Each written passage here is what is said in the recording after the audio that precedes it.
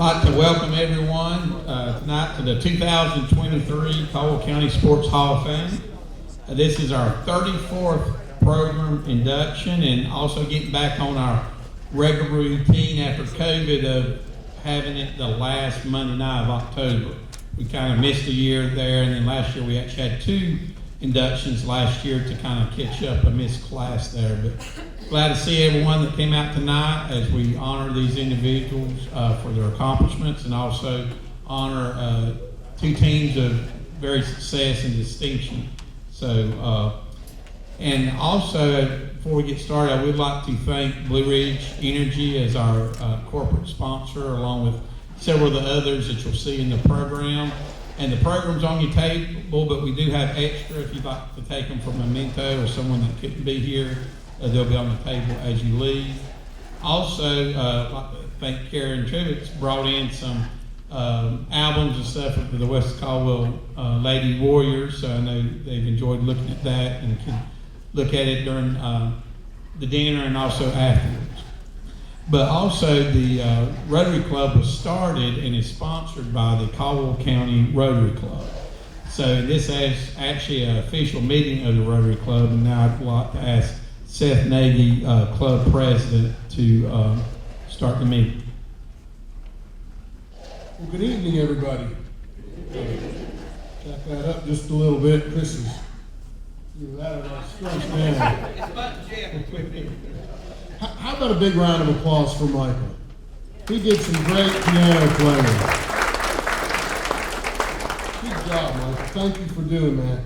As Chris said, I'm the president of the Rotary Club this year, and this is probably going to be the biggest meeting I'm going to preside over all year. Normally, when we get together, we introduce who the guests are, and we stand up and that kind of thing. We're going to do it a little different tonight. Want to go ahead, and if you're a Caldwell County Rotary member, would you please stand up? So these are your folks, and we're excited to have you guys here as our guests. And since this is an official Rotary meeting, if you guys want to stand and join me in the Pledge of Allegiance, we'll face the flag here. I pledge allegiance to the flag of the United States of America and to the republic for which it stands, one nation, under God, indivisible, with liberty and justice for all. Well, thank you for that. Chris, I guess you recognize that Hall of Fame members. I do want to explain just a little bit. There's some blue buckets on your table, and those blue buckets are coins for Alzheimer's Research Trust Fund. That's something that was founded in '95 down in South Carolina. As a club, we picked up this project in 2009. But essentially, we're collecting money, and we use it to fund research for Alzheimer's. So since this was started in '95, there's been 66 grants awarded to research in the U.S., and it's been a total of $11.5 million. So it's quite a bit of money. I think most people know somebody that's affected by Alzheimer's, so that's what the blue buckets are. If you guys know the 2 Kents over here, they're selling some 50-50 tickets, and 50 is going to go home with somebody tonight, and the other 50 is going to go for our other big project, which is Polio Plus. That's eradicating polio in the world. Right now, there's 2 countries that have polio, active cases. That's Pakistan and Afghanistan. So trying to eradicate that disease from the face of the earth. So that's where your other 50%. I think they're going to be floating around during the meeting, so if you didn't get a chance, I think it's $1 for 1 ticket, $5 for 6, and if you do the math, $100 will get you 120 tickets. With that, I think my part is completely done, and I'm looking forward to this evening, and I'm going to bring Chris back up. I think we're going to have an invocation and maybe some directions. Thank you. Thank you, Seth. Also, not as Seth has mentioned, thank Michael Riggs for playing lovely music for us during our meal and proceeding. And also, I'd like to thank Myers for catering, who's been doing our catering since from the inception. Is that right, Jeff? So thank you for them. And then also, Eric Stafford's back there going to be recording this. It'll probably be on the local channel at some point. Maybe he can tell us in a little while. But as we go through our meal line, that's what the tickets were for. So you'll Terry will be in the back as you go through the food line, just hand him the ticket. But the direction is we'll go out this door and go down the hall and take the first door on the right. And as you go down that hall, that is the Sports Hall of Fame Wall of Honor. The very first plaque on the left is the team's distinction that we've recognized, which we just started doing a few years ago. And the Lady Warriors tags are already on that one. The plaques for this year's inductees will be a while before they get in. It takes several months to get those from the company. But all the past recipients are on that wall. One's on the left, the very first ones is the very first class. It kind of goes down that and works its way back up. So the most recent inductees of last year will be the first ones you'll see on the right-hand side. Basically, go down that hall all the way to the end. You'll come through and get your meal and enjoy your time together. And as always, the table sitting representing the inductees go through first, followed by the honored teams. Well, so these will go, and then, so fortunately, if you're over on that side, that's usually the ones that go through last. So, but if not, I would like to ask Reverend Ike Perkins to come and lead us in invocation. Good evening. Let us pray. O wise and almighty God, it is indeed, again, another honor and a pleasure just to call on your holy and your righteous name. We know, dear God, that all of our days are because of your grace and your mercy. And I thank you, God, for this great occasion that we have to honor those who have made some great achievements. Thank you, dear God, how you blessed them down through the years. And God, we have assembled here again. And thank you, God, for the Rotary, who looks on communities and always doing something good. So, God, I pray that your blessings will continue to be on them. God, we thank you for our traveling mercy. And God, we ask you just to be with us as we celebrate this occasion for this great basketball team. Now, God, just bless us and keep us. In Jesus' name we pray. Amen.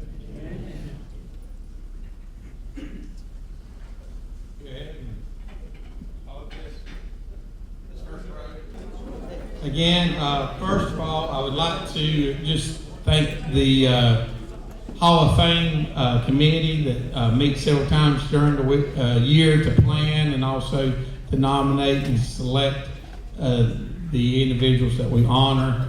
And we encourage you to still nominate individuals. We've got a working list about 100 or so, about around 100, because as Ron Bean always says, once nominated, they remain nominated. So we do review those nominees each and every year. And we traditionally will elect someone posthumously and then 3 living members. But I would like for the current Hall of Fame committee to please stand and thank you for their hard work.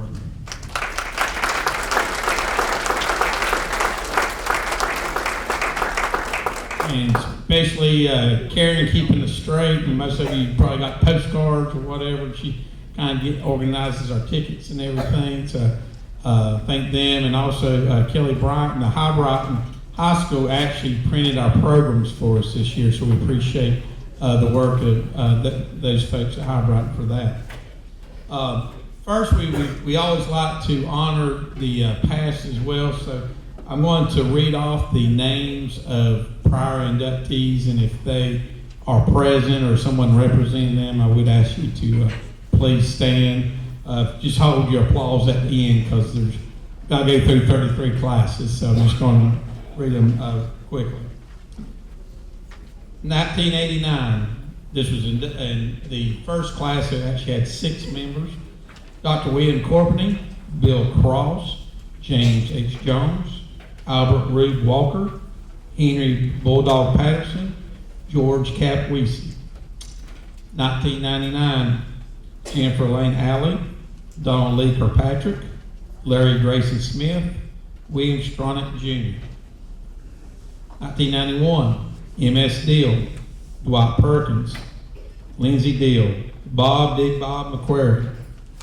1992, Clayton Speed Everhart, Walter Rabb, Jack Clark, John Thomas Johnny Allen.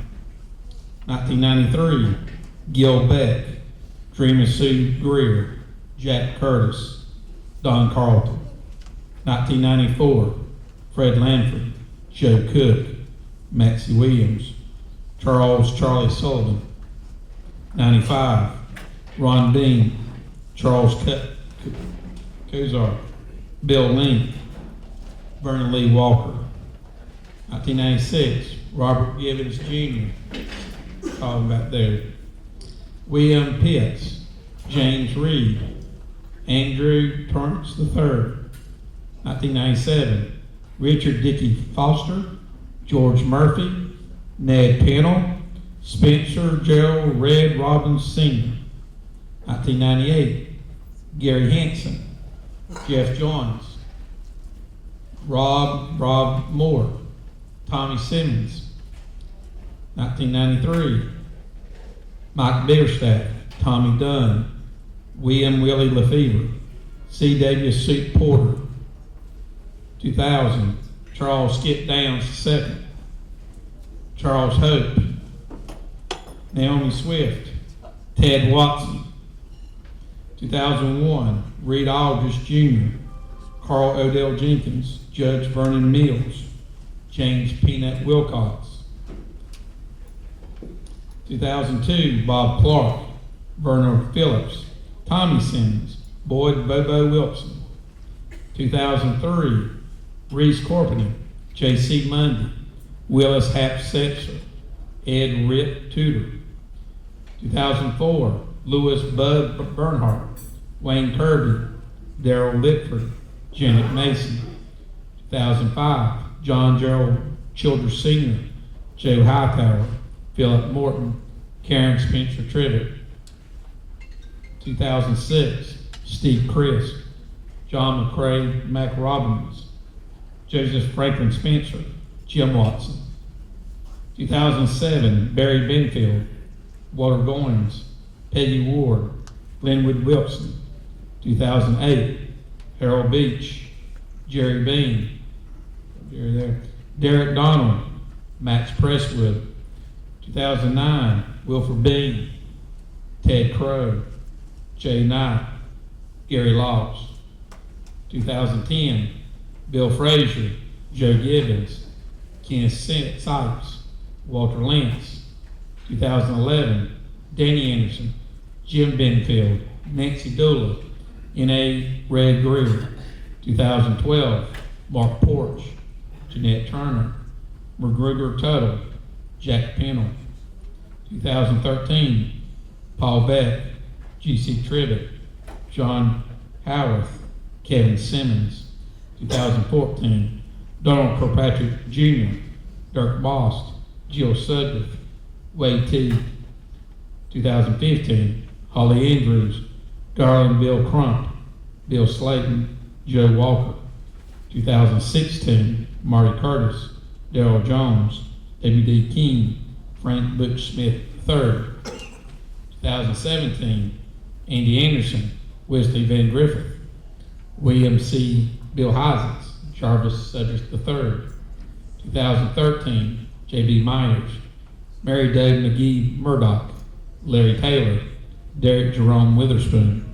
2019, Johnny Hatton, Gary Phillips Jr., Bruce Sudrith, Ray Sudrith. 2021, Alan Beck, Lee Anthony Glass, J. Tony Helton, A.G. Jonas Jr.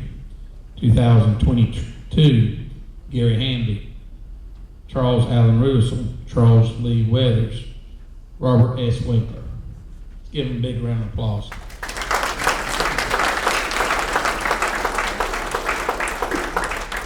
And also our past honor teams are the 1958 Gamewell High School football team, 1956 Granite Falls High School football team, the 1958 Lenoir All-Star baseball team, 1969 Lenoir High School football team, 1982 South Caldwell High School baseball team, 1990 American Legion Post 29 baseball team, and the 1991 American Legion Post 29 baseball team.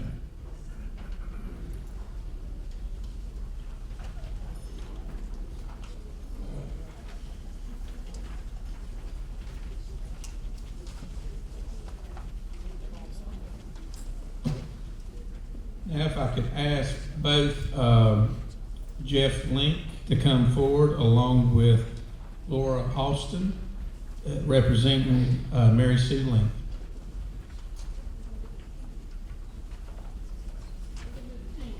Oh, I'm sorry. Thank you. I'm sorry. Jump started there. I lost my schedule there for a minute, so there we go. So yes, Stephen McMasters is actually going to recognize Coach Karen Trevitt, and she'll recognize her teams. Stephen.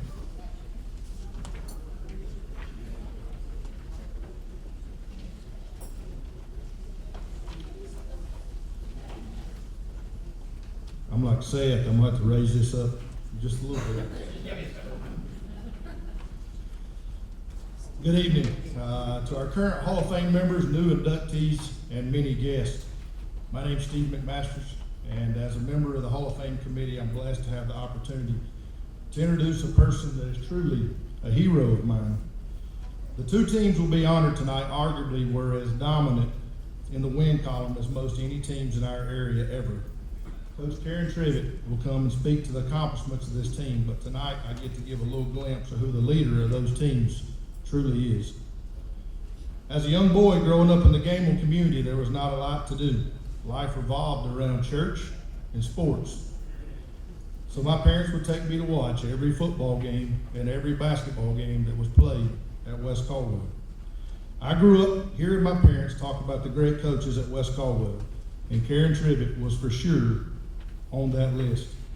When I entered high school as a member of the boys team, I was able to see a more up-close picture of the coach that Karen Trevitt was. My girlfriend at the time, who's now since become my wife, was blessed to play for Coach Trevitt, and I saw the impact she had on all of her players.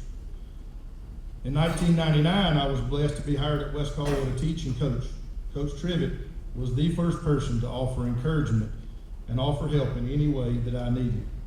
In today's world, many people make this offer, but there are very few that follow through or truly mean it. Coach Trevitt did. She stopped in quite often to make sure I was okay when she had no reason to, other than she wanted to see me succeed. And that's what makes Coach Karen Trevitt the life changer for so many people today. She wants to help others succeed by giving of herself. A few years after Coach Trevitt retired, I was hired as the girls basketball coach and athletic director at West Caldwell, two roles that Coach Trevitt once held. As you can imagine, she reached out to offer support and encouragement immediately. Once again, she wanted to see me and the school succeed, but most importantly, she wanted the young people of West Caldwell to succeed. Shawn Banner, who will also be honored tonight, said, "I'm so appreciative of Coach Trevitt because the way she cared for me way past being my coach. I knew she cared about my home life as well, and that meant so much. She helped a tall, lanky kid who was rough around the edges and helped mold me into the player that I was and still am today. She brought the best there was out of our whole team and helped us not to be great players, but a championship team. She wasn't just responsible for us while we were in her care, but she was responsible to us, and I'm forever grateful. And although I was never blessed to be able to play for Coach Trevitt, I too am forever grateful. Grateful to have been impacted by her and grateful to call her my friend. Please welcome the coach of the 1985 and 86 West Caldwell Lady Warriors, Coach Karen Trevitt.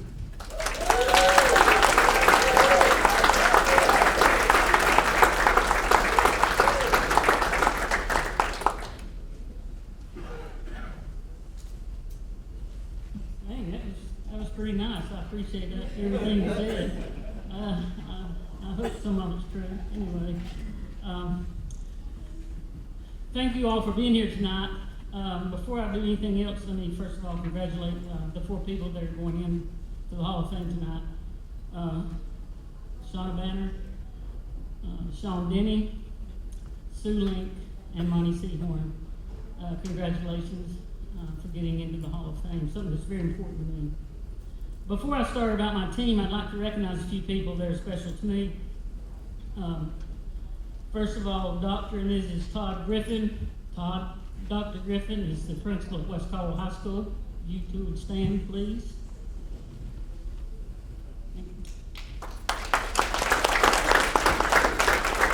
I would like to recognize Mr. and Ms. Aaron Annis. Aaron is the athletic director at West Caldwell right now, and his wife, Shawn. They didn't have to be here tonight, but as soon as I called and asked them to borrow the plaques, they signed up. They wanted to be here because they are true West Caldwell Warriors, and I appreciate them being here tonight. I also want to recognize a couple of special friends. Well, I guess it's my sister, so I guess she's my friend. My sister Retta is just 4 weeks today off a knee replacement, and she wouldn't be here. She wouldn't miss this tonight, and I'm not going to ask her to stand because it's hard to miss. So. I'd also like to recognize my best friend and one that helped us in 1986, Coach Tracy Hicks. You can stand. Tracy did her student teaching with us and then completed her 30 years at West Caldwell High School. I'd also like to recognize my son, Corey Tripp.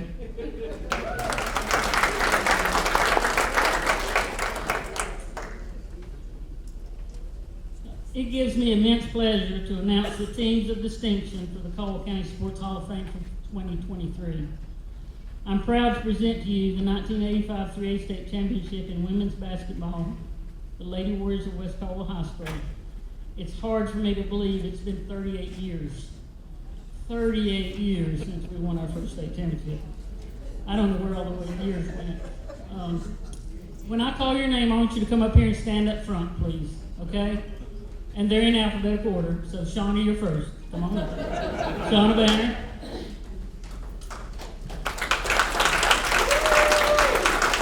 Shonna's sister, who is not here, they just had a new grandbaby. Her sister Sonia Banner was on the team. Tammy Coffey. Tammy is here tonight.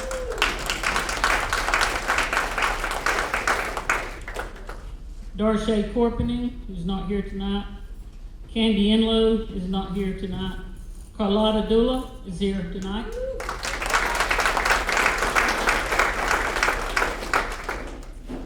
Shante Floyd, not able to be here tonight due to work. Mandy Forney, who was a starter on both those teams, had some unfortunate accidents or business, and she's had a couple of surgeries, and she's not able to be here. But we sure will miss her. Moni Harbison. Moni, come on up. Ingrid Hendricks.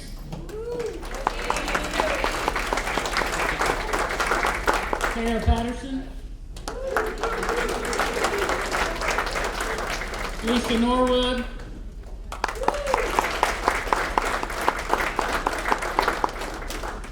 Lisa Pleasant was on our team, and she's not able to be here. Ava Setzer called her, and she said, well, I've got to choose between Lenoir and St. John Island. And I said, well, I believe I can.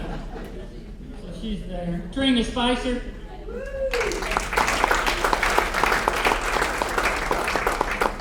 Tony Steed. Chrissy Thomas.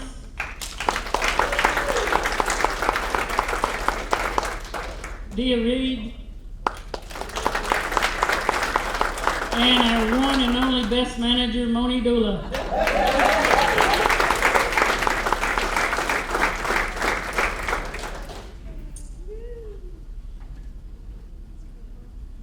The story of these two teams actually began in 1984 when the Lady Warriors lost in the regional finals at Hickory High School to North Iredell High School. That was one game short of playing in the state championship when most of these kids were sophomores. The 1985 team won 27 games and lost only one. Our only loss was to McDowell High School in the second game of the season. After that loss, the team went on to win 25 straight games. They won the Caldwell County Christmas Tournament, went undefeated in conference play, won the conference tournament, the district tournament, and the regional tournament to earn a berth in the state championship game. In the state championship game, they defeated Farmville Central 57-41 to win the first ever state championship at in West Caldwell history. The team outscored their opponents throughout the year by an average of 57-41. We won at an average of 16 points, and that's when these kids were juniors in high school, most of them, and a couple of seniors. We graduated three seniors off of that team and came back ready to repeat in 1986. 12 players returned from 1985, and we added only one player, Elizabeth Hildebrand, to the roster. The 1986 team came back ready to work and were hungry to defend their title. The team went through the first 25 games without a loss. They won the Rutherford Christmas Tournament by defeating Asheville High School in the final 69-38. And Asheville High School was coached at that time by Derek Witherspoon, who is in our Hall of Fame. The team went through the regular season undefeated. However, in the conference tournament semifinals, we lost to Hall of Famer Wilford Bean and the High-Brighton Lady Panthers. You can quit grinning now. By a score of 29-28. Coach Bean planned and executed a slow-down game, and it paid off for his team. But that was definitely a wake-up call for our team. They realized any team could lose on any given night. We went through the district and regional tournaments and won the right to play in our second state championship game. In that game, we played Southwest Edgecombe High School, who had already won a couple of state championships. It was a tough back-and-forth game, but these players came away with their second consecutive state championship. We outscored our opponents in 1986, 63-35 average. Between the 1985 season and the 1986 season, we enjoyed a 50-game winning streak, and we had our back-to-back state championships. I believe great moments are born from great opportunities. These two teams accomplished a lot, and there were several players that earned individual accolades. But to me, there are two teams of players, and if any player had on a uniform, that player served a critical role. And every role, no matter how big or how small, was an impact on our season. Players may have not liked the role they were given and wanted more playing time than on the bench, but I tell you, each player on these two teams accepted their role for the betterment of the team. So each person made these two teams state champions. One of the things I'm most proud of is that some of these kids went on to play college basketball. Their education was funded by what they were able to do at West Caldwell High School. Shawn Banner went to the University of South Carolina. Mandy Forney, who's not here, went to Lees McRae College.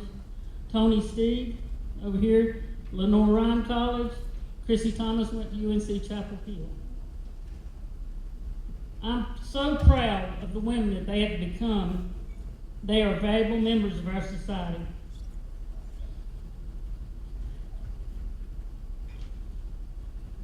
I was the luckiest woman in the world to coach them. They will forever be my heart. I present to you the 1985-86 3A state champion women's basketball from West Caldwell High School as Caldwell County Sports Hall of Fame Teams of Distinction 2023.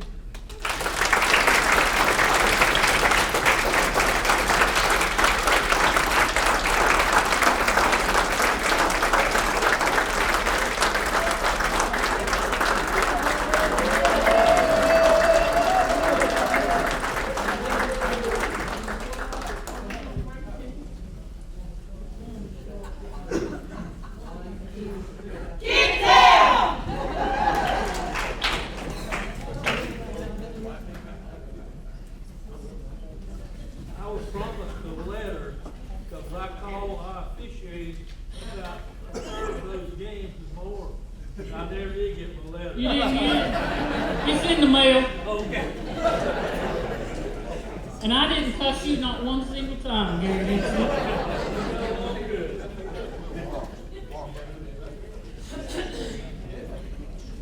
Again, congratulations to Coach Trevitt and the Lady Warriors of the 1985-86 championship teams.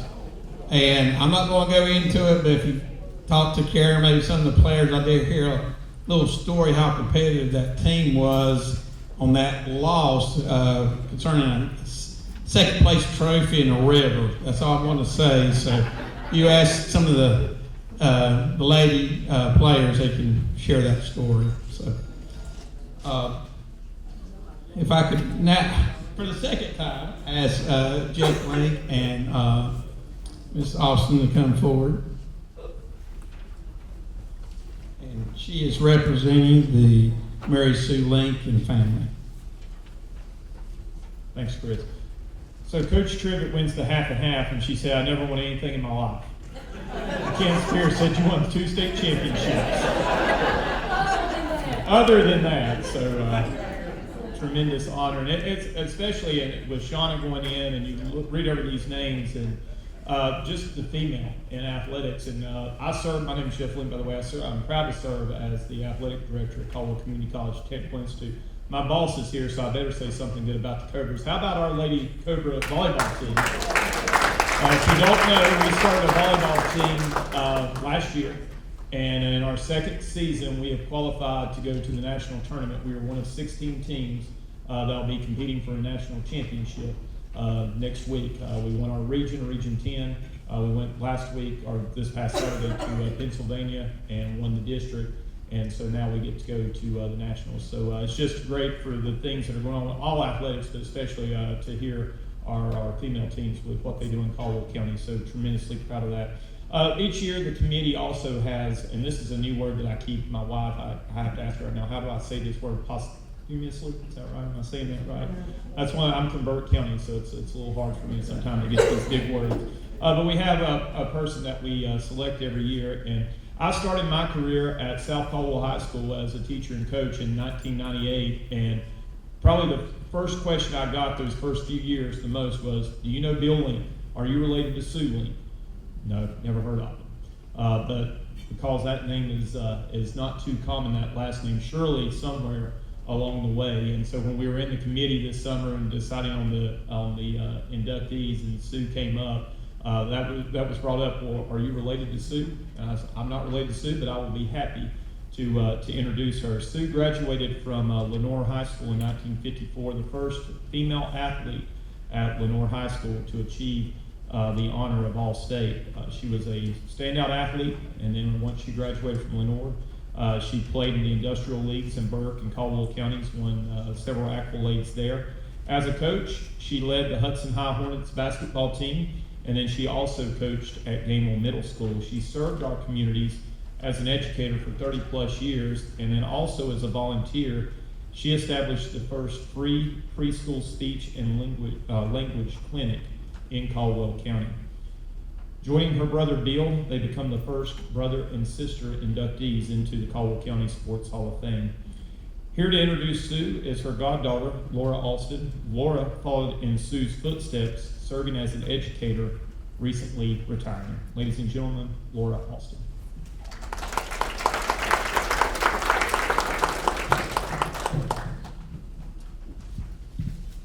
One thing that Sue would tell me is, I better make this short. And if you knew anything about Sue Link, that is that the woman did not accept the word no. You could tell her no, but she wouldn't listen. Sue, she was forward both in what and how she said things. And the position that she played for 3 years at Lenoir High School was as a forward. But her senior year, she was needed elsewhere, and she became a guard her senior year of high school. She was a fighter, a trait that didn't leave her when she left the court. She led her team defensively and made smart plays. She was all-tournament, all-conference, and all-state as a guard with only 1 year in that position. She made sure that guards had some recognition too. That's how Lenoir News Topic talked about her in her winning days. Then it was on to college, ASU to be exact. She'd leave there, teach and coach many in our area, and then life threw her another horrible pass. She caught that ball though, but she learned that she was losing her eyesight, and what she had planned to do was no longer an option. So, Sue, not accepting no, she told the world, no for you once again, and she set off for a new position. She pivoted. She went back to school to become a speech-language pathologist. With her master's behind her, she continued to coach the future of Caldwell County once more. Although this time she coached alongside children all throughout our county schools. If you went to Valmead, if you went to Whitnall, if you went to Collisville, if you went to Gamewell, if you went to Hudson, if you went to any elementary school in Caldwell County, chances are you had to sit beside a Sue Link. And she taught those children how to be an effective communicator. She retired after 30 years, and she continued watching her sports and her soap operas. She especially loved cheering for her favorite teams alongside her brother Bill. She never stopped playing the game. She just accepted and overcame the opponents in her path and lived to tell the world one more time that it couldn't tell her no. On behalf of Sue's family and her friends, it is my honor to accept this award. She cherished these gatherings to celebrate her brother Bill, and now we get to celebrate the two of them together. Thank you.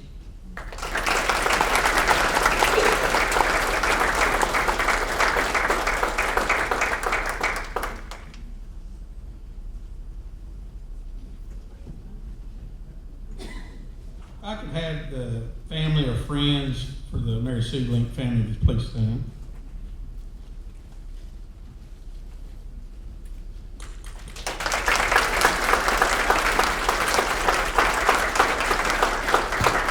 Thank you. I just want to read what her plaque will say on the wall when it goes up. Mary Sue Link, basketball coach. Born in Caldwell County on January 29, 1936 to parents James and Laura Bird Link. Attended and graduated from Lenoir High School in 1954. Played basketball for 4 years at Lenoir High School, receiving all-state honors for senior year. First Lenoir High School girl to achieve this honor. Was on the intramural volleyball and softball teams at Lenoir for 3 years.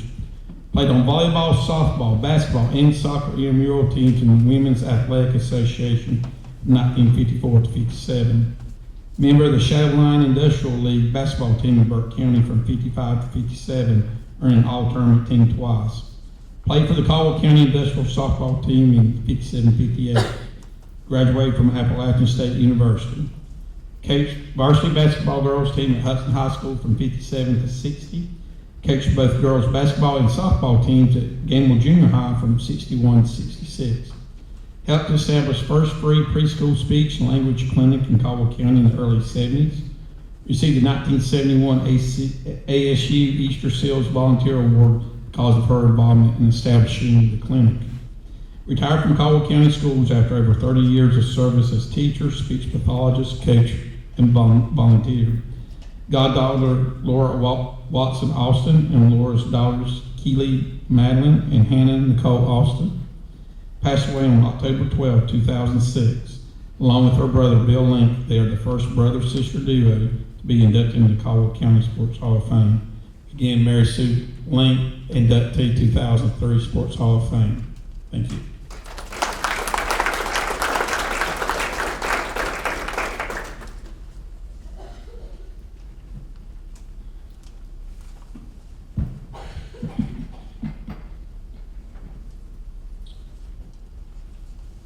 If I could again have Coach Karen Tribbett come forward with Shawn Banner.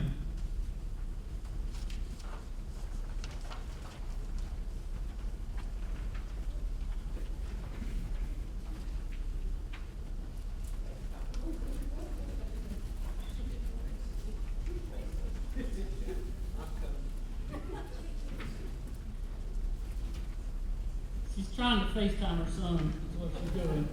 He wasn't able to come tonight. So.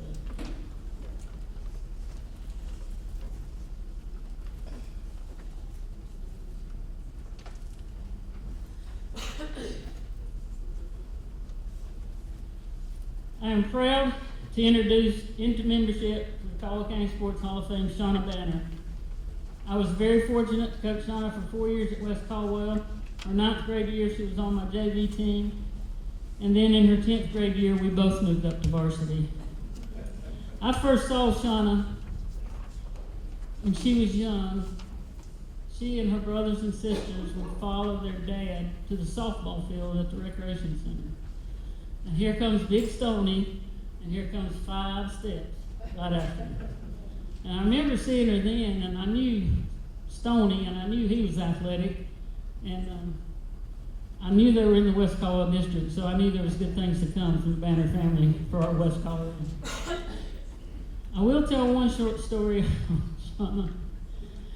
When she played JV ball, she was a little bit aggressive and mad, and if somebody would bump her, she was ready to fight. She'd draw back that fist in a heartbeat, and we go in halftime, probably about her 2nd game playing, and I sent everybody up and I said, look, if you can't get over there and quit trying to fight, just take off your uniform and stay in here. And I stomped out. She didn't come. And I'm going, Mike Biggerstaff is going to kill me. So I turned around and went back there and said, get that back on there and get up there. And that is a true story. Schonna worked very hard to become one of the best players in the state of North Carolina. She'll be the first to tell you she was lucky to have great teammates around her. Her teammates helped her make the player she became. By her junior year in high school, Schonna became one of the most highly recruited players in North Carolina. She was recruited by UNC Chapel Hill, University of South Carolina, as well as the University of Tennessee.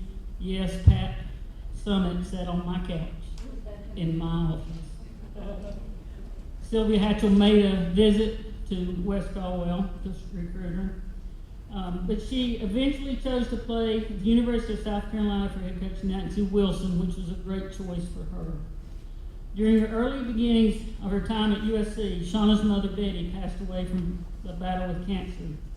As hard as it was for her to leave her family, she went back to USC and finished a stellar career for the Lady Gamecocks. When she graduated from South Carolina, she held the shot block record at that time. Shawn and my son have developed a very close brother-sister relationship. They're very close, and my grandchildren know her as Aunt Shawn. I certainly consider her my daughter by another mother. I'll let Chris read all of her accomplishments, but I am proud to introduce my daughter, Shauna Banner, into the Hall of Fame.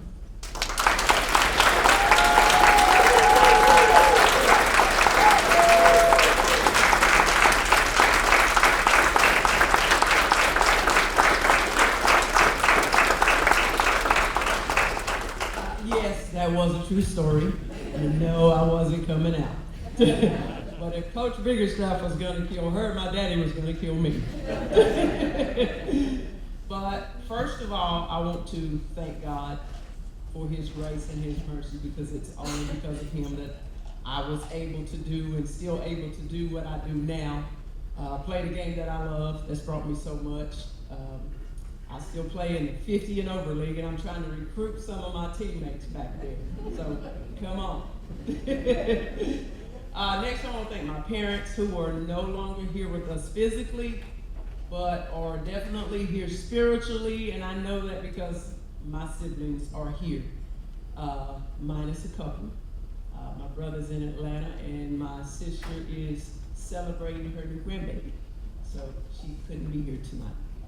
But my mom, and I've told this story before, you know, I might need to give her more props than I give my daddy, because if it wasn't for her, my brothers wouldn't have let me play. And she told them that if I couldn't play, they couldn't play. And I paid the price. Trust me, I paid the price, because my brother Steph used to make our basketball goals from a pole. He made a backboard, and he took a bicycle rim and nailed it there till it wouldn't fall down. So we used up all of Daddy's nails and made a basketball goal.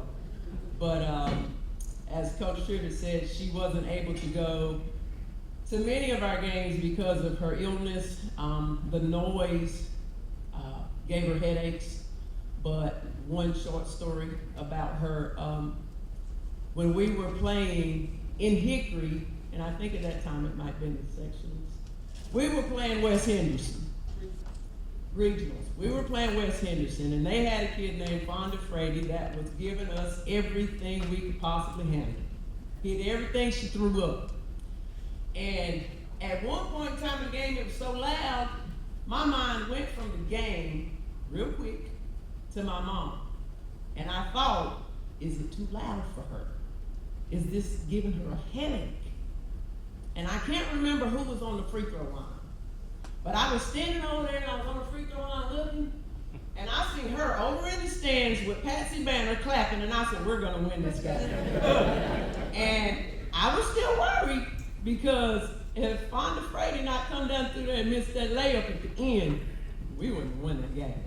But y'all owe my mama a thank you. Because when I seen that and she was able to handle that, I said, we can do this.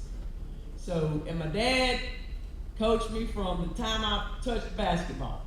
It didn't matter where I played, Octopus League, middle school, high school, AAU, South Carolina, he was there.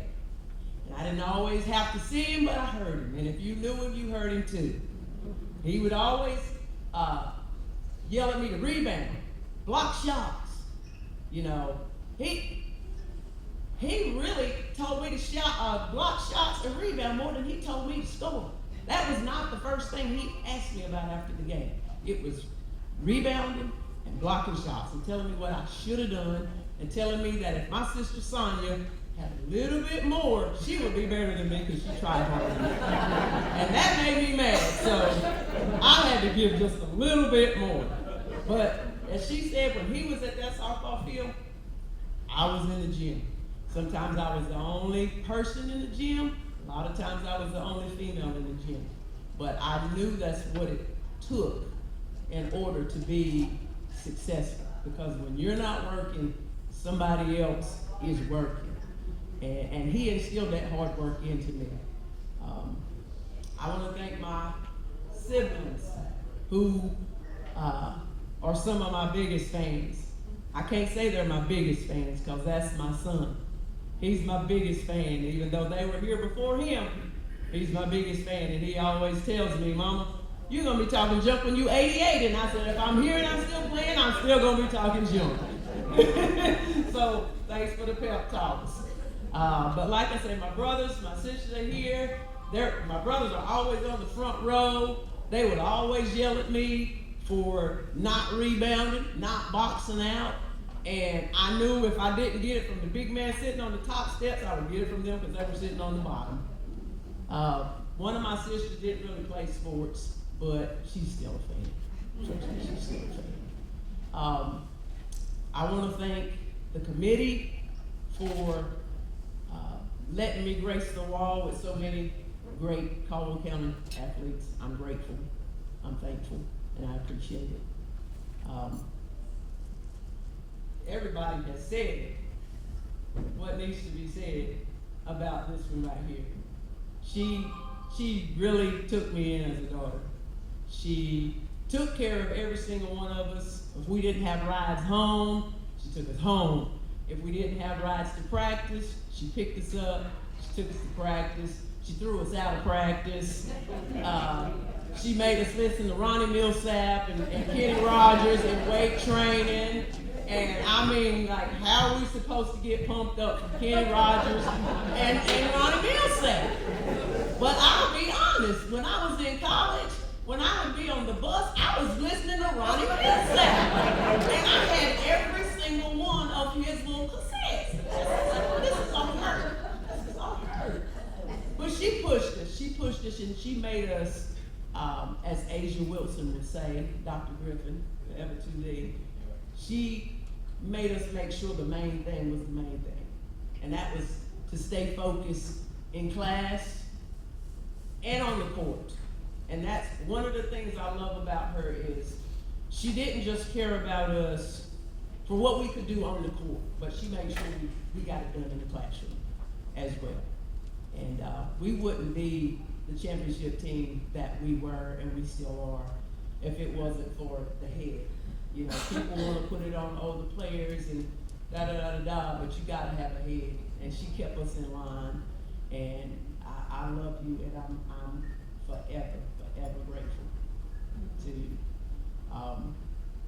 my teammates. This is yours as well. This might be an individual award, but what's mine is yours. Because I could not do this without them. And it's easy to get caught up in the individual accolades, and sometimes all the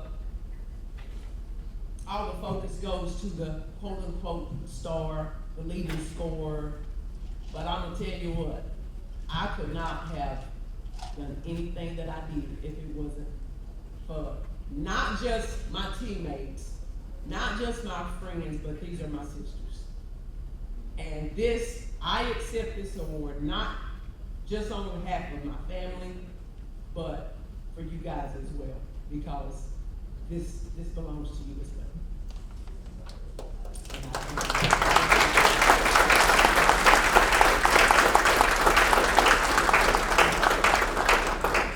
If I could ask the family and friends of Shawn to please stand.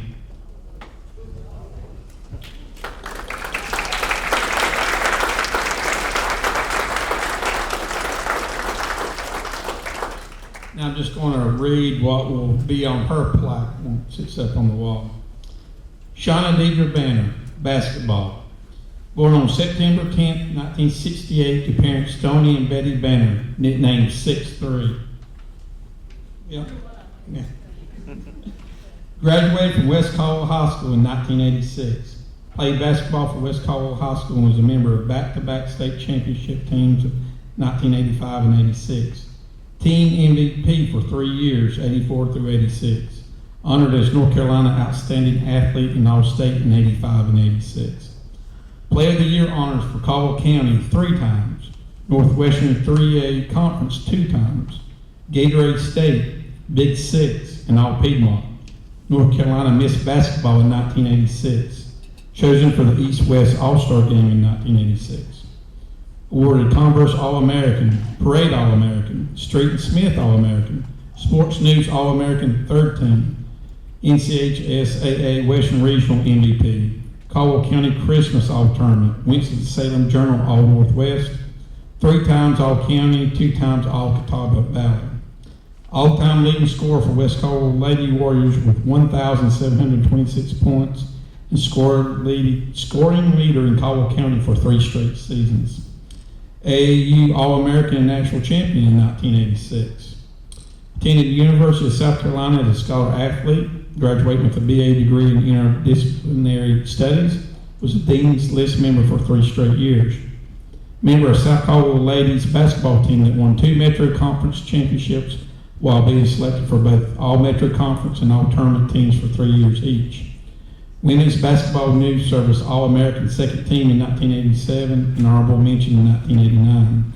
Team awards include Best Offense twice, Coaches Award, Newcomer of the Year, and Best Defense. At South Caldwell, averaged 14.3 points and 7.2 rebounds over a 4-year career. Career totals 1,791. Talk about consistency. Did you hear the high school number and the college were almost within 60, 70 points of being the exact? 901 rebounds and 103 blocks. Ranked number 7 on the South Caldwell's South Carolina. I went to South, so, and North Carolina, so both rivals. So. South Carolina's all-time scoring list and ranked number 14 on USC's best women's basketball players in school history. Employed at Sealed Air for 30 years and Lenoir Parks and Recreation Advisory Board member. 1 son, Christian Payton. Again, Shauna Deidra Banner, 2023 Caldwell County Sports Hall of Fame inductee.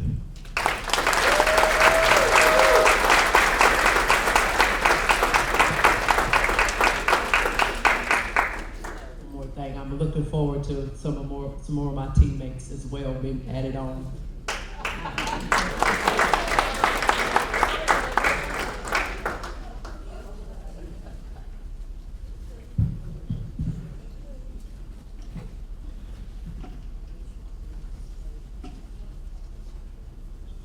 And the next person we'd like to recognize, unfortunately couldn't be here tonight. He became sick at the end of last week, but we have his Shawn Denny's daughter, Alexis Denny, represent him, and also to recognize and induct him, coaches Steve Chris and Gary Handy.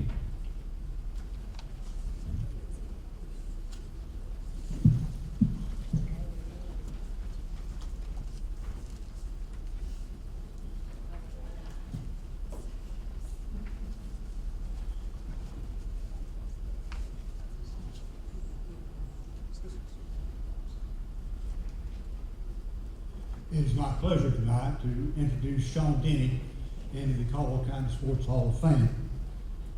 As Chris said, unfortunately Shawn is not here. I called him Saturday to talk with him, and he sounded rather bad on the phone, and he said, "Coach, I can't be there. I've got COVID." And he said he's in quarantine until later this week, so I guess we can thank him for not coming for us today. But his daughter Alexis is here to represent him, and I met her. I knew you were Shawn's daughter. You look just like him. I don't know if she played shortstop or not, but you did. Good. That figures.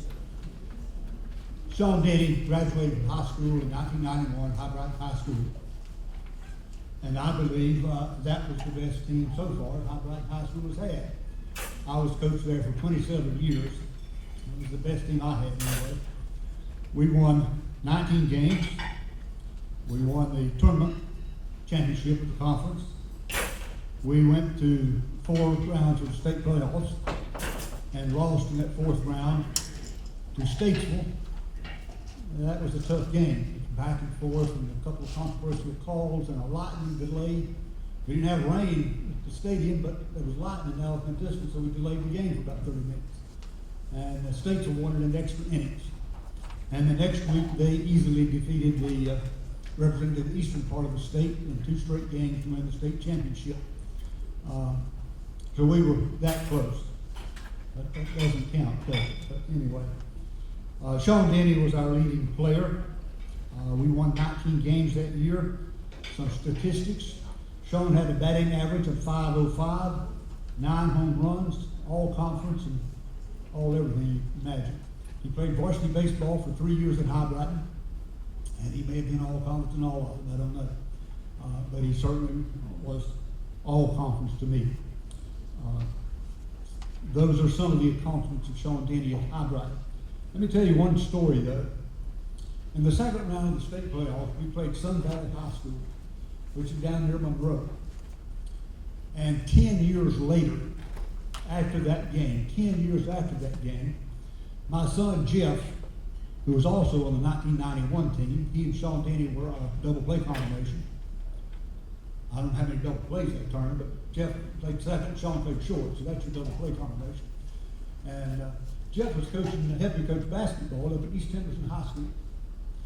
And one summer, again, this is about 10 years after the 91 team, Jeff had his team from East Henderson playing in a basketball camp and playing games down at High Point College. So my wife and I decided we'd go down and see Jeff and see his team play and maybe visit our daughter who lived in Greensboro again. And so we walked into the gym at High Point College to see the game. And I went into the gym and I looked over and I saw a guy standing over there in front of one of the benches. And I said, "I know that guy from somewhere. Who is he? Who is he?" And I asked him, "I ain't cheated. Did you ever have a feeling? I know him from somewhere." So we started walking over there closer to him. He kind of looked at me like he had the same idea. I know that guy from somewhere, but where's he from? And a couple of steps later, I heard, "Oh, that's the guy that was coaching baseball at Sun Valley High School when we beat them in the state playoffs." And we beat them because Shawn Denny hit a 3-run homer in the top of the 7th inning. They were ahead. Denny hit that home run and gave us the lead in We held on to win and advance in the state tournament. So I went up to the coach and I said, "Hi, Coach. How you doing? Good to see you." And he reached out his hand to shake mine. He didn't say it's good to see you. He did say that time, he said, "Coach, that ball is still going." Now, I don't know if that ball was going 10 years later or not. I know it went way out beyond the left center field fence, went into the darkness of the night, and went out beyond the light poles. Now, I haven't seen it since. It may still be going, I don't know. But the Sun Valley coach, 10 years later, said, "Coach, that ball is still going." That's just one example of Shawn Denny's leading us in that team and leading us to a number of wins and hitting some great game-winning shots for us. Shawn was, as I said, all conference, all everything in the conference that year. One other thing I'd point out, I was talking to Van Griffith one day, and we made the comment. Van is coach, of course, at West Caldwell, and I made this comment, something like this. Maybe told that story, and I said, that '91 team was probably the best team Hyde High School's ever had. It's the best team I had. He said, "That's the best team West Caldwell ever had too in '91. They had several good players." So Gary handed me, it's no wonder you won the state championship when you had the players from West and High Brighton, maybe South contributed a little bit. I don't know. If Fred Leonard was here, he'd tell me, yeah, I'm sure they did. But there were some great players at Caldwell County at that time in high school and in Legion Ball. I won 2 state championships in Legion Ball. Shawn, after graduating from high school, went to Brevard Junior College, where he was all-conference and player of the year for 2 years. Both his years at Brevard, he was player of the year in that conference. Both years he was junior college All-American. And when he left Brevard, he signed a contract with the California Angels baseball organization. An old shoulder injury that I used to take him to physical therapy for, showed up and kind of cut that experience short. But he was a great individual, great baseball player. And one of the things that stands out to me is Shawn Denny loved the game of baseball. He loved the game. I'm sure he still does. He's probably home watching the World Series now. I'm trying to know a little bit all those people. I'm watching the ball game. But he's one of the first ones I've heard that would hang a tire from a tree, old car tire, and go out and hit it with a baseball bat to increase his strength, his bat speed, his strength. And he continues to love the game. He still coaches. He has some youth league teams, some travel teams, I think. Every now and then he comes out and helps Jeff coach at High Brighton. Jeff's a baseball coach at High Brighton now. And if he has time for his job, he'll come out and work out with those guys. He absolutely loves the game of baseball. He's still involved. He had the WCW indoor facility out here for a few years where you go in the wintertime and practice baseball. And as I said, he's probably home now watching the World Series. And I believe thoroughly that Shawn Denny is very deserving of being inducted in the Caldwell County Sports Hall of Fame. He is a great individual. He's an outstanding baseball player. And it's my pleasure to help introduce him into the Hall. Gary, I'll turn it over to you. This may surprise you, but I'm not going to stay up here very long and talk because most of you know I usually do.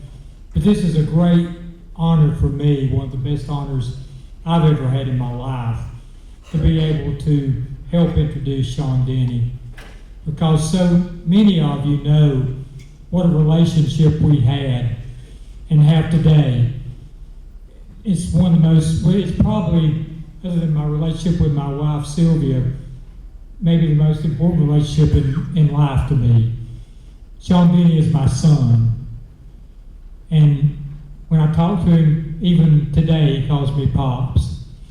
And when he was 10 years old, I started coaching Shawn and coached him all the way through Little League, Senior League, Babe Ruth, American Legion, Collegiate Summer League, and then he came to join me as coach on Post 29 when I went back. And we had a relationship there for so many years of being so very close, and we remain close today. It's something I'm very grateful and thank God for, because it's something I didn't have in my life, was somebody that was actually served in the role of my son. Shawn Denny is my son, and I'm so thankful for him. So that makes you my granddaughter. But I'm so thankful for that. And I'm not going to, I could stand here all night and talk about it. I want to tell you two things real quick. Probably the greatest thrill I ever had in sports, we were playing Whiteville in the state championship down at Deal Stadium in 1990. We had a rain delay during the game, and we were tied up going into the bottom of the 12th inning at 1:30 in the morning.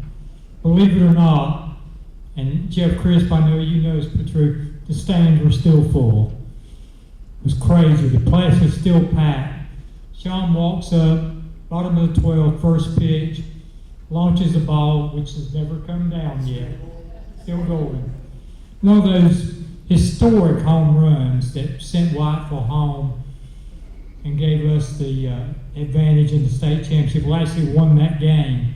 We had to beat them again, but everybody that was at that game was at home plate when we came back around, when he came around from third base. One of the most dramatic moments I've ever seen in person or been a witness of. But let me tell you one thing. Shawn and I worked together. I coached him. We stayed close, and I know he adopted some of the things I've got, or that I taught him during coaching as a coach, but I'll tell you one thing he didn't. Shawn was always confident. I'm not sure I always was. We went up to Boone to play one night after I came back on my second stint to coach Post 29, and I asked Shawn Denny to be my assistant coach. We go up in maybe the third or fourth game of the season. We weren't doing too well, although we ended up at the state championship at the end of the year. At that point in time, I really knew we weren't doing very well. And there was a lot of criticism. You've hired the wrong man. Hamby don't have it anymore. You should have hired somebody else. And we went up there and got beat 17-4. And Shawn and I had ridden up in my van before the ball game when the team was on the bus. We did that a lot to talk about lineups and things. So when we got in the van to come home, I'd gotten some bad looks from the, Philip, you'll know this, the Post 29 guys were looking like we made a mistake, why don't you just quit? And although we had a great year after that, but I got the feeling that they weren't happy. So I got in the van, Shawn jumped in there with me, we started down the mountain. I said, you know what, Shawn? I said, just for a little bit, I'd run this doggone van off the mountain. He said, well, Coach, if you're going to do that, how about pulling over and letting me out? So he didn't ever adopt that part of my coaching philosophy or that much of my whatever that is, but I'll never forget that, because actually, as hurt as I was able to laugh when he said, pull over and I'll get out. So again, tremendous for me tonight.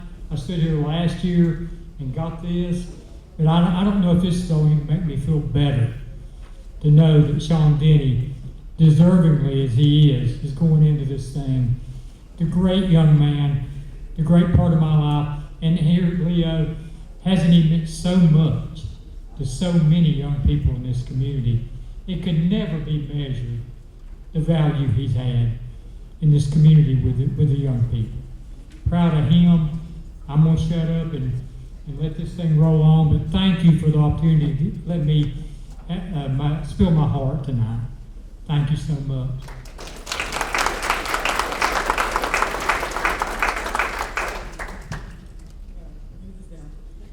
Okay, so first off, I want to say my name is Alexis Denny. I am Shawn's oldest daughter. First and foremost, I want to give honor to God for allowing me to be here to represent my father. A few circumstances, he could not be here tonight.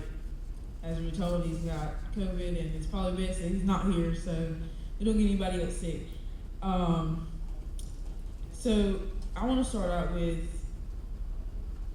my dad, he's been a role model. He's a leader. and a lot of people were like, hey, isn't it special to have Shawn as your dad? You know, growing up, me and my brother, sisters, we were all kind of like, it's just dad. Yeah, it's just dad. And everybody's like, well, you know, your dad was actually a big time ball player. He went, you know, did multiple things. He helps a lot of kids in the community. Anything he can do, even outside of baseball, he's there. He's there for support. He loves, I mean, honestly, he'll stay out in the field all night if he could. He used to take us to the baseball field, and he would have his car lights facing the field. There would be no lights on the field, and he would have his car lights facing the field, and we're like, Dad, we can barely see. As long as you can see it, you can hit it. So, yeah, and I'll be honest, he can still out-hit us to this day. But, you know, it's a good times of being out on the ball field. I was never one of the kids to stay on my phone a lot because we were rolling around in the dirt or in the grass on the field. There is a few people, well, it's as a whole because there's so many people that he would like to thank, and I honestly could probably not remember all the names. So first off, he wants to thank the Caldwell County Rotary Club committee, all of his players, whether you're, you know, he coached you when you're young, he coached you when you're older. He wants to thank all of you, the parents of the players, because without the parents, the players wouldn't be there. And then the community. And then there's, of course, his coaches, those that have inspired him to do, you know, what he was able to do and help him throughout his career. He's very blessed to have met, you know, the people in his life that have put an impact, you know, in his life. He always mentioned to us, you know, never give up. My dad was not a quitter. You know, he tells all his players, if you go into something, give it 110%. I don't care if the team you don't think it's worth it, give it 110% because you started it and you finish it to the very end. He was always hard on us. He was never the type of person to be like, hey, that's my son, that's my daughter. You know, I'm gonna play them because it's my kid. He's never been that way. He was always tougher on us. And as you've heard, he was loyal to that tire. I mean, I would try to go home, jump in the bed, cover up, and he's like, hey, Lex, come downstairs, you want to hit the tire? And I felt crazy hitting the tire because I'm like, I'm sitting here hitting the tire with the bat, and I'm not really sure why I'm doing this, you know? So he explained it. In all honesty, you know, I can say I'm my dad's daughter because I'm very, I would say small, like my dad. He's not a very big guy, but I mean, he had reasons behind what he done. There was always something out of the woodworks that he would say, do, and I'd be like, why are we doing this? And then eventually I kind of learned, quit asking questions. You know, he knows what he's doing. He was a very fundamental guy. He wants to start from the very bottom. Whether you know, it doesn't matter about your skill level with him. He starts out everybody the same. Great coach all around. I've had him coach me, and honestly on the field, I wouldn't look back because I knew he was standing right behind the backstop. I believe at West Caldwell I was catching actually, and my dad told me, put your elbow down before the girl even pitched the ball. And knowing me, I didn't pay any attention, so I kept my elbow out. The next ball that was pitched, the girl hit a foul ball, chipped my bone in my elbow. I had to have surgery on it eventually. So I heard Dad in the background, or back behind me, yelling, I told you so. I told you so. You didn't do what I told you so. And I was dreading it. I took my helmet off, thinking to myself, this really hurts, but you know, I'm gonna suck it up, I'm gonna move on, because if I look back, it's gonna be a different story. But yeah, he's very important to me. There's no other person I would, want to be my dad. There's a lot of people that look up to him. And honestly, I would too if he wasn't my dad. Just because he's been such an influence on so many kids' lives. Today, I know, he coaches a lot of teams. He works a lot. If he's not at work, he's on the ball field. He doesn't stay out as late as he used to, but He's out on the ball field. He'll come straight from work boots, uniform, get out there, pitch the ball. He'll pitch it until you hit it, and he might ask for a few more, cuts. Hey, can you get up there and get 3 more? We'll be done in 10 minutes, and it'll be another 30 minutes. But I just want to thank you guys for giving me the privilege to be here to accept this award for my father. I think it's a very special award, and without the people in his life that have actually helped him and inspired him, he wouldn't be able to accept this. So, thank you.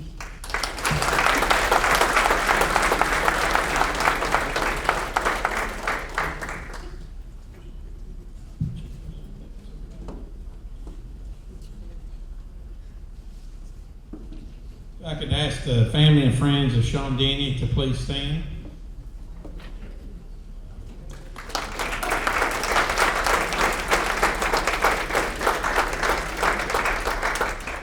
Thank you. And just to read his plaque, Raseane Shawn Denny, baseball and football. Born in Caldwell County on July 7, 1973, to parents Robert Scott and Norma Petty. Played baseball for Lenoir Junior League, 13-year-old, and Babe Ruth, 16-year-old, that both won state championships. Graduated High Brighton High School in 1991. Played baseball and football for High Brighton High School. All county and all conference honors, playing shortstop during his junior and senior seasons. Also was All-State as a senior. High Brighton baseball team was Big Six Conference Tournament champions and a semifinalist in the baseball state playoffs. All county and all conference honors as a running back during his junior and senior seasons. Member of the American Legion Post-29 baseball teams that won back-to-back state championships in 1990-91. Attended Brevard College for 2 years playing baseball, earning junior college All-American honors both years. Region X Player of the Week several times, Region X runner-up in 1993. Signed a professional baseball contract with the California Angels in the summer of '93. Coached and volunteered for numerous youth sports programs in Caldwell County, from T-ball, Little League, high school, American Legion, baseball, youth basketball, and youth football. Started a youth travel baseball program that had 9 teams from various ages, 8 to 18. A member of the High Brighton High School Sports Hall of Fame. Married to Trina Denny, children Alexis Denny, Shaniqua Denny, and Jay Denny. Grandchildren Cadence Denny, Madison Denny, and Nala Kennedy. Again, Raseane Shawn Denny, inducted in the 2023 class of the Caldwell County Sports Hall of Fame.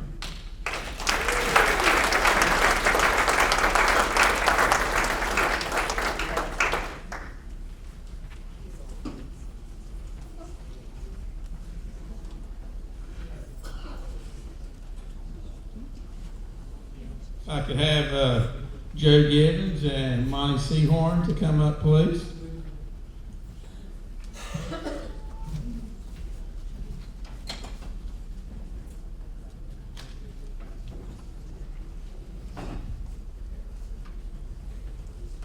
All right, I'm standing between us and the World Series, so I know what I got to do.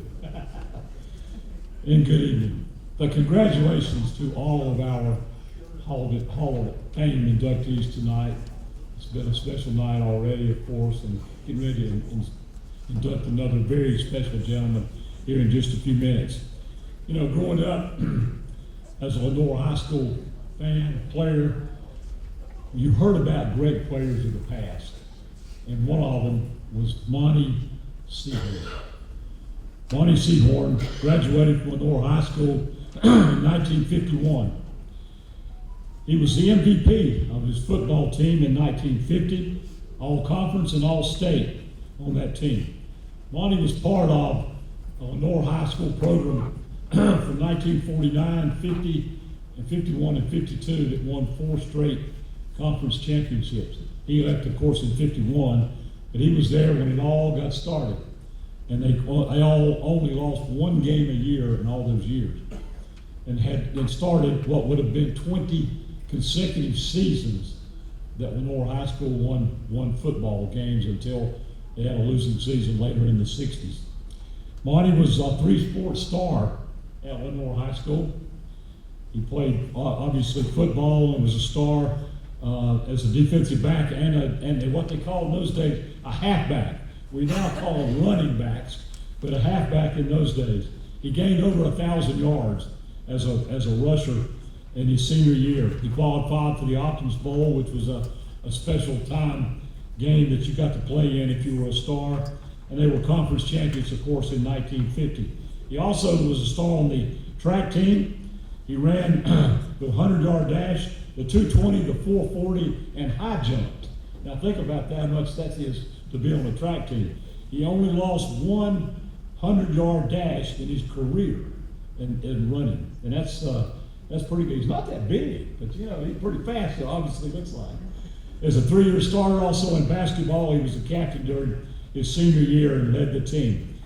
Monte attended North Carolina State University on a full football scholarship, playing both defensive back and running back for the Wolfpack. He graduated from state in 1955 with a BS degree in wildlife conservation and management. Served in the United States Army from 56 through 58.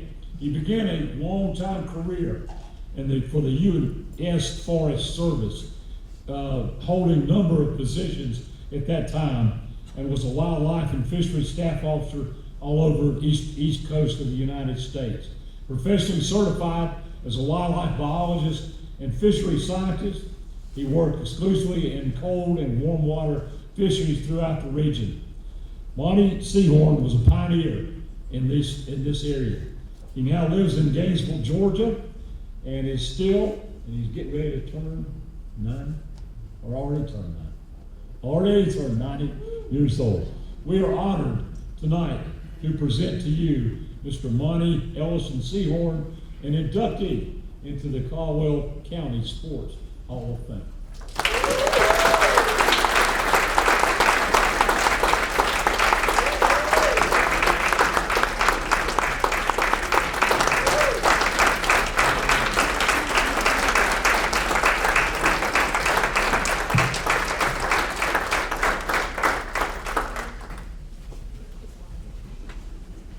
Back in the dark ages, in the late 1940s, we didn't think much about Hall of Fame.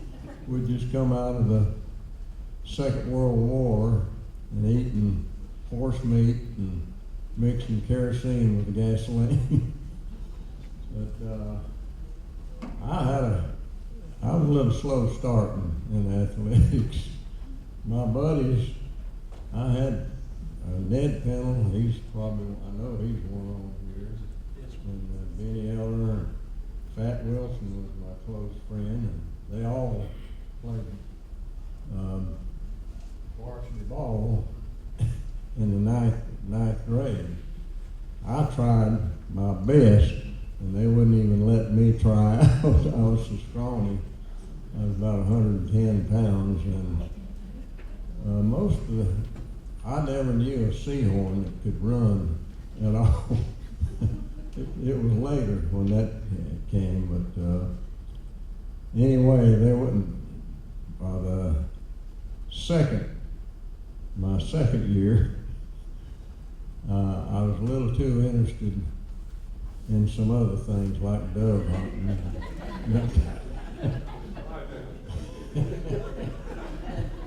I laid out the first 3 weeks of football practice, and of course they put me back on the JVs, and I managed to fracture my leg the second day after they put me on.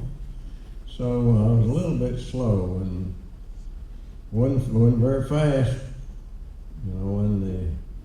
as a junior year, but my head was so hard, they figured that it couldn't be hurt, and so I wasn't very fast, but it was, I don't know, that everybody back then, you didn't, thinking about Hall of Fame, there's just no such thing.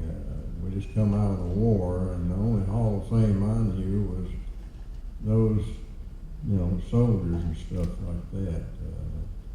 I'd feel sort of embarrassed if somebody had said that back then, but there wasn't much talk of it. I'm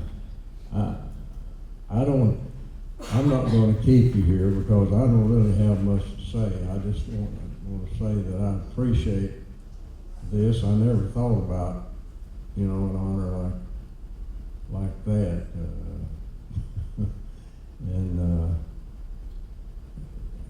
know, I don't know how I made it to 90 years of age. I've had too much fun in life.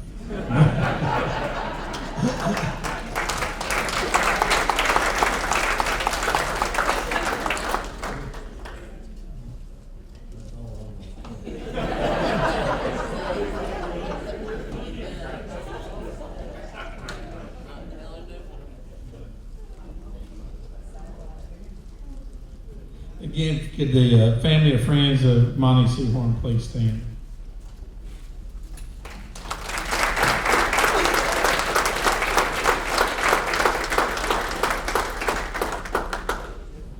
And Mr. Seahorn's plat, Monte Ellison Seahorn, football, wildlife, and fishery. Born on February 8th, 1933 in Lenoir to parents Thomas and Gladys Seahorn. Graduated from Lenoir High School in 1951. Played defensive back as a junior and halfback as a senior for Lenoir High School. Gained over 1,000 yards rushing as a senior. Qualified for the Optimus Bowl. Participated on the track team, only losing 100-yard dash during career. Also ran the 220, 440, and high jump. 3-year starter for the basketball team and was captain during senior year. Attended NC State University on a full football scholarship, playing both defensive back and running back. Graduated NC State in 1955 with a BS degree in wildlife conservation and management. Served in the U.S. Army from 1956 to 58. Career for U.S. Forest Service, holding multiple positions, including first field wildlife position in the Southeast region, wildlife and fisheries substaff officer for North Carolina, first fisheries position in Southeast region, wildlife and fisheries staff officer in Georgia, first regional fishery biologist in Southeast region, coordinator for field fishery operations of Southeast region, received fisheries training at Cornell University. Professionally certified as a wildlife biologist and fishery scientist, worked extensively in cold and warm water fisheries throughout the Southeast region, with all game species in the South, with special emphasis on ruffed grouse management. Provided technical input to many wildlife and major fishery issues in the Forestry Service's Southeast region. Developed trout stream survey techniques that became recognized as the standard. Developed backpack electric fishing gear utilized throughout the Southeast. And developed and published a technical handbook describing techniques for improving fish habitat in streams used nationwide and in Canada. Completed fish, reptile, and amphibian distribution surveys with emphasis on endangered species for all Southeastern National Forest. Chaired a Georgia DNR committee that developed the current criteria for defining trout streams, and authored a dozen technical papers. Won many professional achievement awards and certificates of merit. Lives in Gainesville, Georgia, and has been an active volunteer for the regional office, Southeastern region of the U.S. Forestry Service since his retirement in 1994. Married to the late Catherine Warren Seahorn, children Terry Ellison Seahorn, Tracy Seahorn Callis, and Kathy Seahorn Lee. Monte Ellison Seahorn, a member of the 2023 class of the Caldwell County Sports Hall of Fame.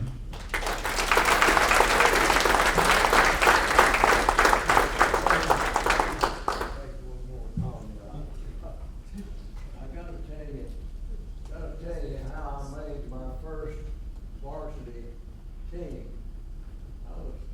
I still strong as a sophomore and not very good, but let me get out on the team.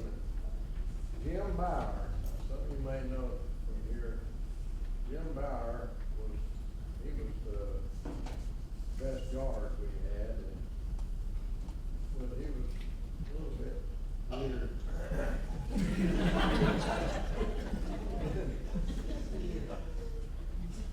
I was sitting on the bench where I belong. Jim come in and the two guards, he was a guard, and threw the ball to him. Jim said, "Bet you $10 I can hit the damn thing from here." And that was from the far end of the court. and he threw it, and it didn't come within 10 feet of the basket or the backboard. That's how I got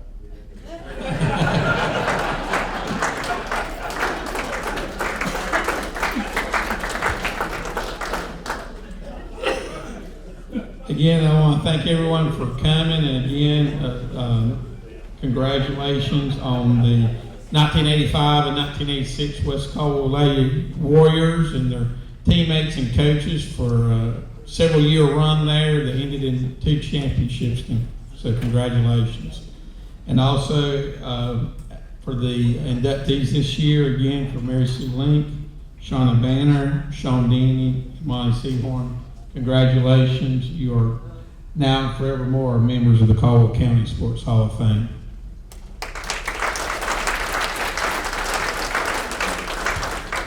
Again, it's been a good evening, and we look forward to having you back next year for the next year's class, which will be our 35th program. So now, with this year's class and teams that we honor, we have inducted 138 individuals in the Caldwell County Sports Hall of Fame. We've got a long history and got many more that qualified individuals to go in, and we've now honored 9 teams of distinction as well. So again, congratulations everyone, and drive safely. And you still got time.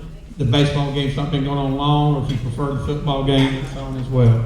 So have a good evening. Thank you.